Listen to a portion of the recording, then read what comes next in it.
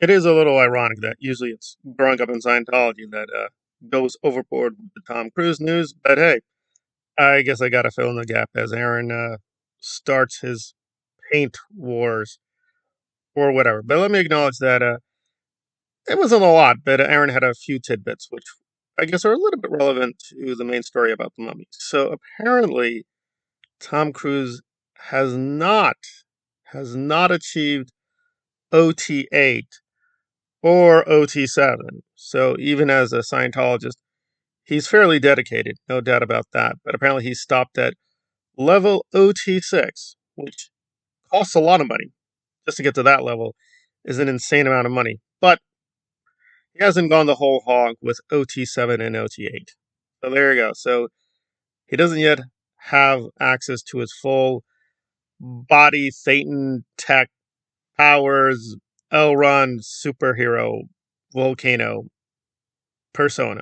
And there you are. So I guess he's got to pay a little bit more money to Miscavige, but he's not willing to do that yet. And given how old he is, I guess he'll be satisfied leaving Earth OT6. Hmm. Will that be enough for the Intergalactic Federation? I don't know. Maybe he'll clear the planet for the first time as in OT6. There you are. There you are.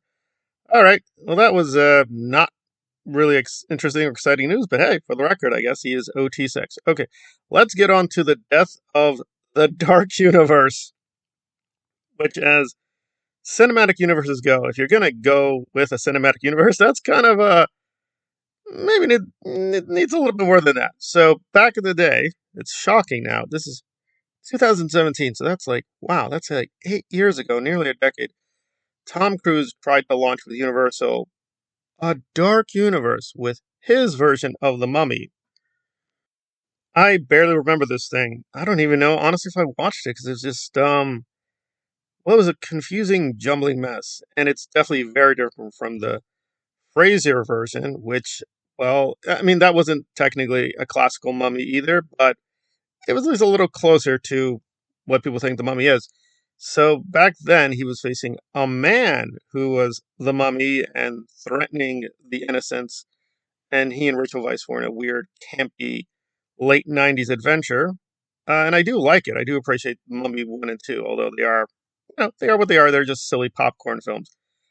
But the Dark Universe, as the name implies, tried to do something a little bit more serious, but not too much more serious, with a kind of weird horror comedy starring Tom Cruise as Nick Morton taking on a female mummy who he accidentally liberates and ends up cursing him.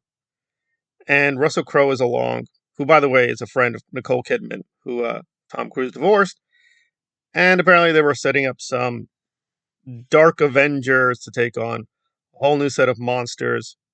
Dracula's Bride, right? The creature from the Black Lagoon, the Wolf Man, so on and so forth. But things start to fall apart very quickly. So, what exactly happened? Well, according to the man himself, I really don't know. I know Tom Cruise tried to make his movie, and it ain't easy. We all know how hard this movie is to make. He means The Mummy. With the exception of three, he's talking about The Tomb of the Dragon Emperor. The thing with all of these films is that at least it was fun. It was a thrill ride, and you wanted to do it again. The answer is you've got to give everybody what they really, really want. If you stray from that path, okay, those are recent comments, but back in 2022, he said that Cruise's Mummy was, quote, too much of a straight ahead horror movie, end quote.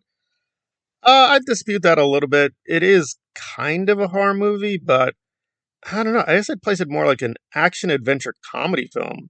There are a lot of jokes in that film. I don't remember any of the jokes, but it was definitely not very funny.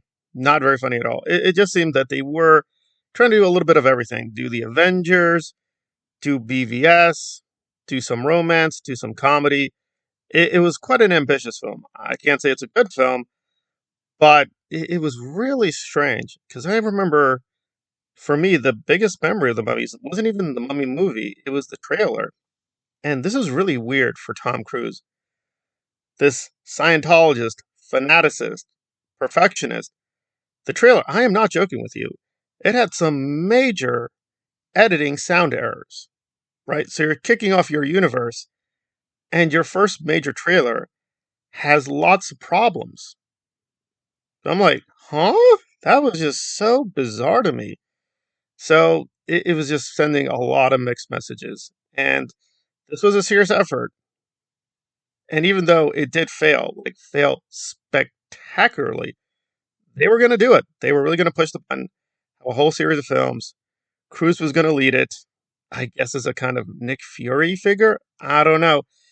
And they were going to roll it out. But yeah, it started to disintegrate. Now, is Scientology to blame? Well, there's more of a Scientology angle than people think. Let's just say the Scientologists were more active behind the scenes. I can't say they're the primary reason, but they're a factor why this dark universe started to implode upon itself. Now, granted, the idea itself is kind of a little bit out there. Basically, just take these iconic universal monsters that they have a copyright and trademark to, right? Their version of Frankenstein, their version of Dracula, so on and so forth, and just package it more as an MCU series of film. I mean, in principle, it's a good idea. It's actually not a bad idea, but it's sort of just, why are we doing it? Oh, it's that, oh, DC has a universe. MCU has a universe. We'll have our universe. And just get some big stars. That's it. Plug in some recognizable monsters and watch the money come in. You're like, okay, alrighty then. Alrighty then. So basically, they were just trying to do Monster Squad, but just bigger and badder, more flashy, more trashy. But I mean, the idea of doing a team up to fight monsters, yeah, we did that already, and it's a fun film. But really, doing it this way, doing it again. And in terms of the Guinness Book of World Record, just like L. Ron apparently is one of the most prolific authors, I think The Mummy is technically only one of two Tom Cruise's films to fail. Like, he's had legitimate movies that underperform or even don't make back their money, but never outright flops, never complete bombs. I think he had one more, so it's pretty rare space. So Tom Cruise has had only really two major failures. It's The Mummy and one other film, which is still pretty good, given how long his career is. So even though Scientology may have destroyed the Dark Universe, it is deeply ironic that Elizabeth Moss actually delivered a solid box office hit with The Invisible Man, and she's still active in Scientology. So go figure. Maybe it's the director, the script, who knows.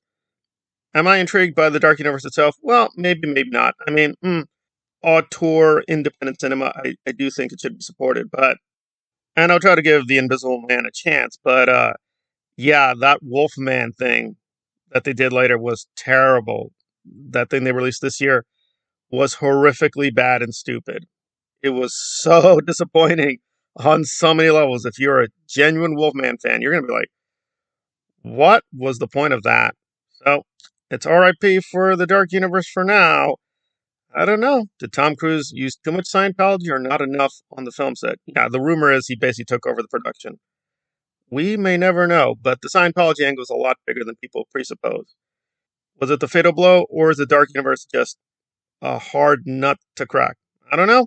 I don't know. And finally, yes, the cast and crew of the original Mummy are open to coming back, but it would definitely have to be a very weird, interesting idea to bring them all back. Why? I guess you can't keep the mummy down. You just can't. That mummy, it's going to get out somehow.